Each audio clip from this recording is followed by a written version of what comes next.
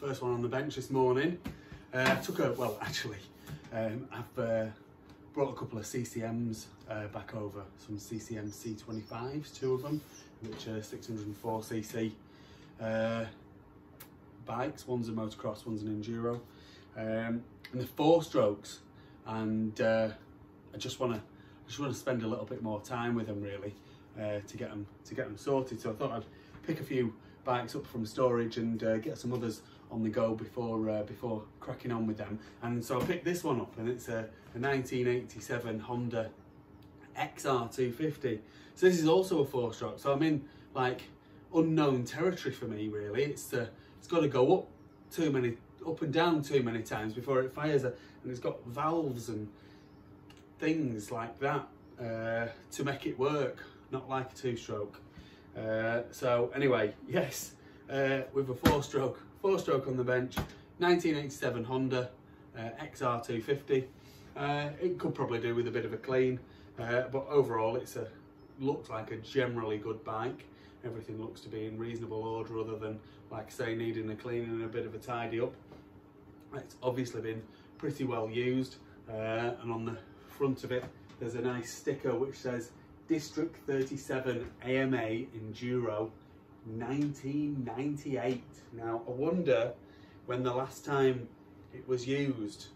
I haven't looked that closely to see if there's any like green stickers or dating stickers on it or anything like that to give me a bit more of a clue, but certainly the sticker on the front from 1998 that it was running a District 37 AMA Enduro is a pretty cool thing. Oh, there we go. So it was last registered in 2019, so 3 years ago. It's like I say, it's an 87 model. It comes with a US title, so you don't need to get it dated. You will need an MOT for it to get it registered on the road, and I've got the Nova certificate for it. So to get it registered, literally you're going to need an MOT, the title which I've got, the Nova which I've got, and then you basically fill in a V55-5 form and send that off. You have to pay 55 quid to get it registered, and then you'll have to pay the tax, a year's tax for it, which I think is 30 odd quid. I'm not 100% sure of that off the top of my head, but that's what you need to do to get it registered. Simple process. I can talk you through it in a bit more detail.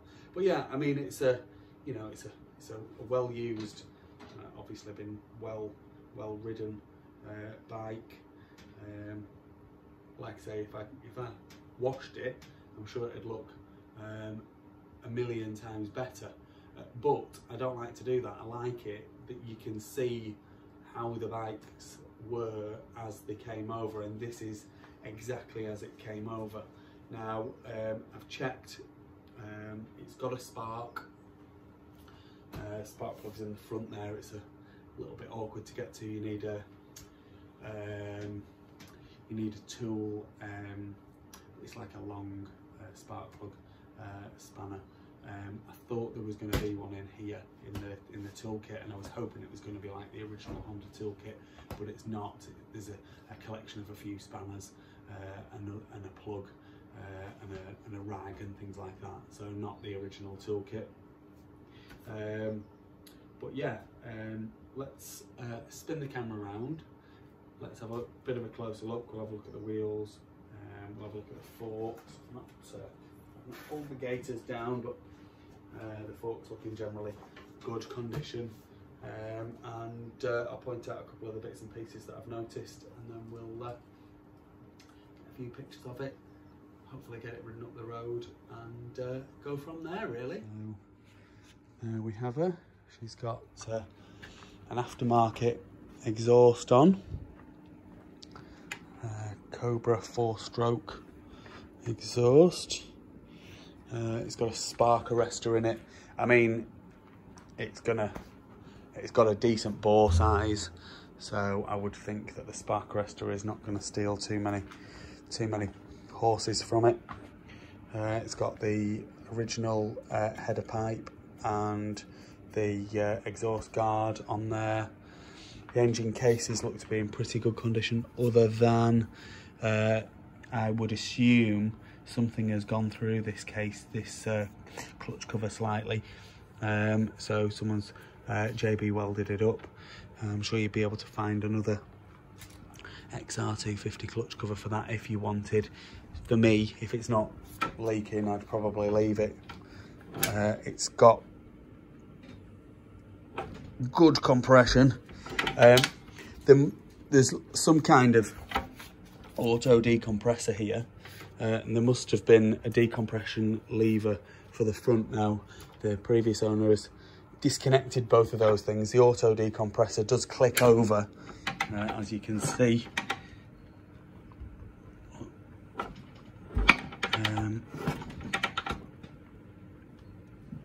But it's not engaging properly, so there must be something that you need for that. A lever and a cable. I'm not sure how the two things attach together, but I'm sure that someone will be able to suss that out, without too much problem.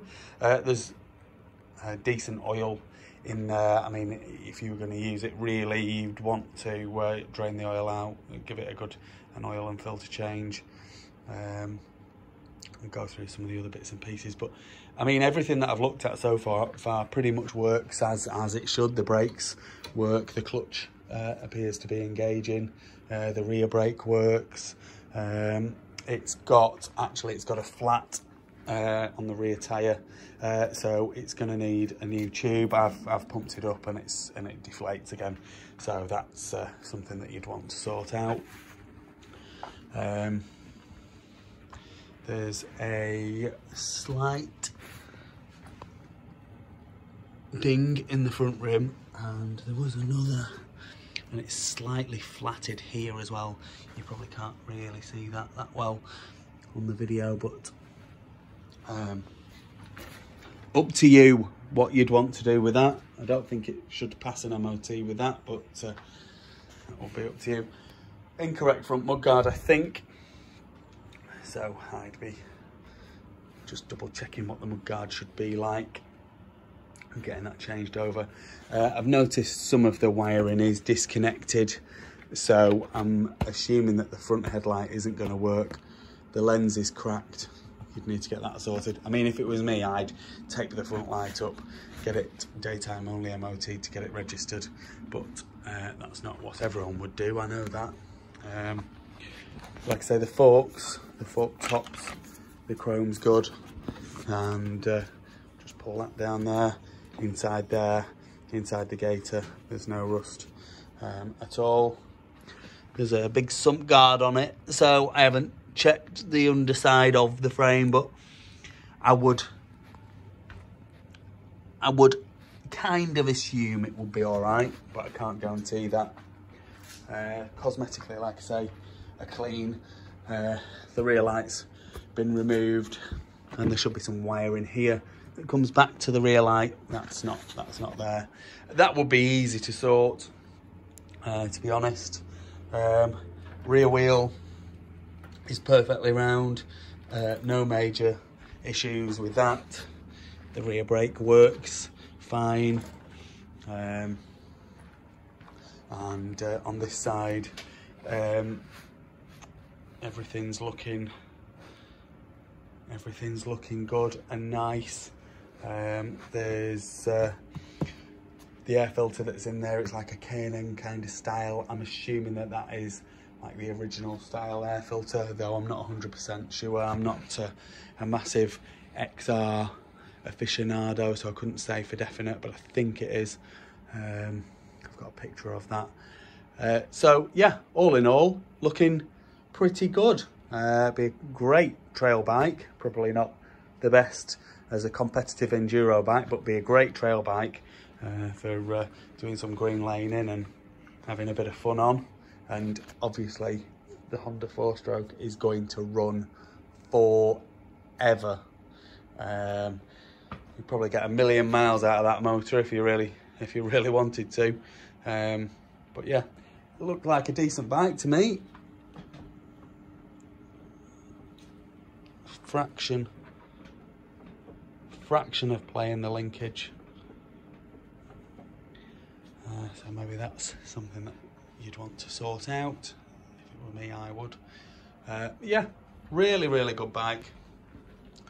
And like I say, it's probably going to be used as a trail bike, and it'll probably be an absolute flipping fantastic trail bike that'll just run and run and run and run and run, and cause very, very, very, very few problems.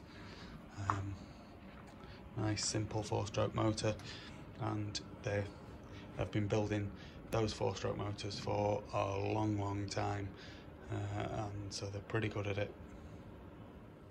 So gearbox check. In neutral here, down into first,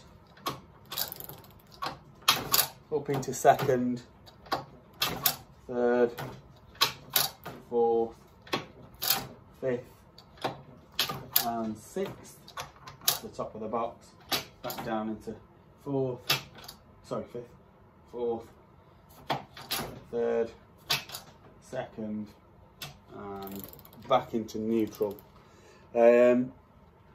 I'm going to get a run in now, and then we'll get a ridden up the road, which is that's the big test, isn't it? That's the big test for the gearbox. For one, will it go up and down the road under load? Will it change gear okay, etc, etc. I'm assuming it will. It's Honda. It's they make good bikes, they do. Okay, so I've just put some fuel in her, and she's got a bit of a leak from the fuel tap, so you'll be able to dismantle that fuel tap and change the seal, or just find a new one. Either way, easy fix, but that's obviously something that you do want to do. Anyway, let's crack on and get a run in, so you can hear what she sounds like. Okay, so like I said, it has got a bit of a leak from the fuel tap, so I'm not going to leave it running for very long. Flipping stand for the gearbox check, which is a bit silly, but anyway, it does run proper good, he says.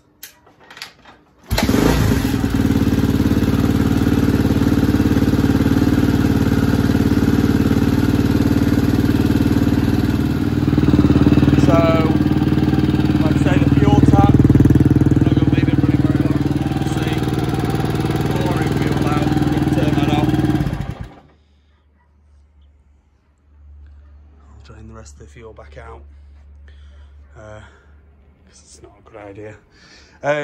But yeah, runs lovely, like a watch, like a Swiss watch or a Japanese watch, Honda Japanese watch. Yeah, great thing, great thing. Be a cracking little trail bike.